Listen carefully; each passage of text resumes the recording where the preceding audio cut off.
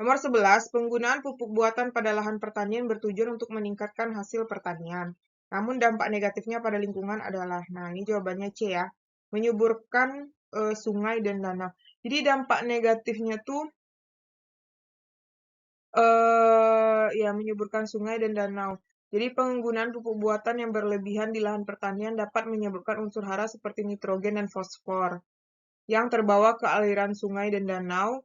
Nah, kemudian masuknya nutrisi berlebihan ini menyebabkan pertumbuhan alga pesat, sebuah proses yang disebut eutrofifikasi. Meskipun pada awalnya terlihat menyuburkan, proses ini berdampak negatif karena mengurangi kadar oksigen dalam air dan membahayakan hidup akuatik seperti ikan. Jadi kayak menghambat oksigen gitu ya. 12. Berdasarkan kedudukannya dari matahari, planet dalam tata surya dibedakan menjadi planet inferior dan superior.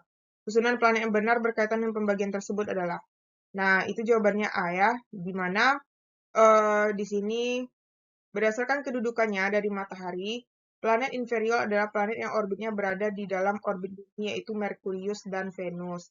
Sedangkan superior itu adalah planet yang orbitnya berada di luar bumi, yaitu Mars, Jupiter, Saturnus, dan Uranus, Neptunus. Jadi jawabannya A ya. Nomor 13, nah di situ katanya seorang narasumber memulai webinar di Jakarta pukul 8. Tetapi seseorang peserta di Jayapura baru mengikutinya ketika jam menunjukkan pukul 10. Pernyataan berikut yang benar adalah apakah peserta didik tersebut mengikuti webinar secara online atau tidak? Ya, dia tetap mengikuti karena itu selisih waktu 2 jam antara Jakarta dan Jayapura.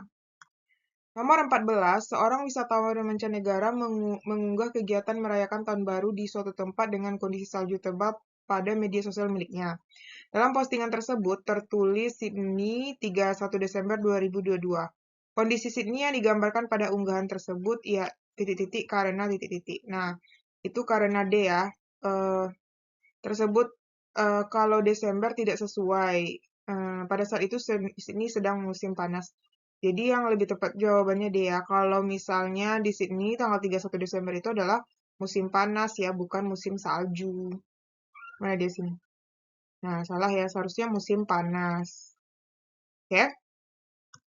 15. Dalam kehidupan sehari-hari kita seringkali menjumpai satu hari yang ditandai dengan tanggal berbeda di belahan dunia. Perbedaan tersebut disebabkan karena perbedaan dasar perhitungan yang digunakan yaitu, nah, jawabannya adalah D, standar garis bujur yang digunakan.